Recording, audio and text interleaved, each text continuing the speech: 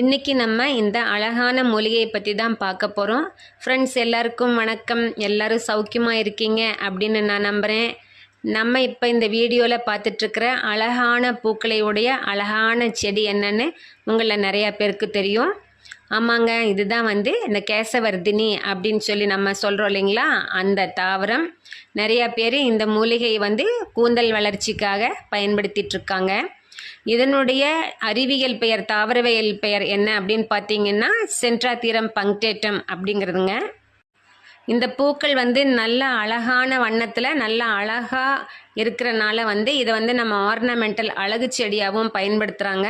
இது ஆக்சுவலாக இதை டெய்ஸி அப்படின்னு தான் சொல்லுவாங்க. அந்த கம்பாசிட்டியில் ஃபேமிலியில் இருக்கக்கூடிய ஆஸ்ட்ரேசி ஃபேமிலியில் இருக்கக்கூடிய அந்த ஃப்ளோரட்ஸ் மாதிரியாக இருக்குது இல்லைங்களா, அந்த அழகான பூக்கள். அதுக்காக இதை நிறைய பேர் ஆர்னமெண்டலாக பயன்படுத்துகிறாங்க.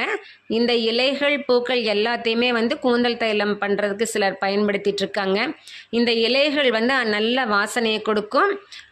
சில சமயங்கள் அதை நீங்கள் நசுக்கி தேய்ச்சி பார்க்கும்போது லேசாக பைனாப்பிளினுடைய வாசனை கூட வரும்.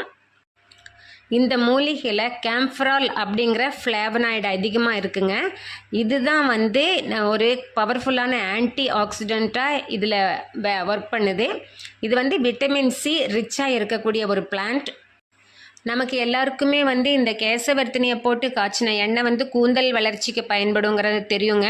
ஆனால் இது ஒரு பவர்ஃபுல்லான அனால்ஜெசிக். அதாவது மூட்டு வலி, உடம்புல அங்கங்கே அடிபட்டு நமக்கு எங்காவது வலிகள் இருந்தது, மேலோட்டமான வலிகள் இருந்தது அப்படின்னா இந்த ஆயிலை அப்ளை பண்ணி தேய்ச்சி விட்டு மசாஜ் பண்ணும்போது அந்த வலியையும் இதை நிவாரணமாக்குது. இது தோள்களில் ஏற்படக்கூடிய அலர்ஜி இருக்கு இல்லைங்களா, ரேஷஸ் எல்லாம் உருவாகும் இல்லைங்களா, அந்த டைம்லேயும் இதை டாபிக்கல் அப்ளிகேஷன் அப்படி இந்த இலைகளை அரைச்சி மேலே அதனுடைய சாரை பூசும்போது அதை குணப்படுத்தி தருது. இதுக்கு ஆன்டி இன்ஃப்ளமேட்ரி ப்ராப்பர்ட்டி இருக்கிறனாலங்க இது சிலருக்கு, பெரியவங்களுக்கு அதே மாதிரி காலில் அடிபட்டுருச்சு அப்படின்னாலாம் வீக்கம் வரும் பார்த்தீங்களா, அந்த வீக்கம் வரும்போது இந்த இலையை தண்ணியில் போட்டு கொதிக்க வச்சு வெது வெதுப்பாக ஆக்கி அந்த தண்ணியில் அந்த வீங்கின இடத்த கழுவுனாலோ கொஞ்ச நேரம் ஊற வச்சாலோ அந்த வீக்கத்தை குணமாக்குது. ஒரு சில ஆயுர்வேதிக் மெடிசினில் இது ஒரு இம்பார்ட்டண்ட் இன்க்ரீடியண்ட்டாக இருக்குது. இதில் நான் முன்னையே சொன்ன மாதிரி இந்த இலைக்கு ஒரு ப்ளசண்ட்டான ஸ்மெல் இருக்குது இல்லைங்களா, அதனால் இந்த இலைகளை அரோமா தெரப்பியில் பயன்படுத்துகிறாங்க.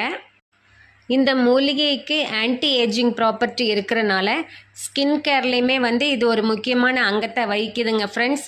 அதனால் இதை யூஸ் பண்ணி பார்த்துட்டு உங்கள் ஃபீட்பேக்கை எனக்கு கமெண்ட்ஸ் பாக்ஸில் கொடுங்க. See you best.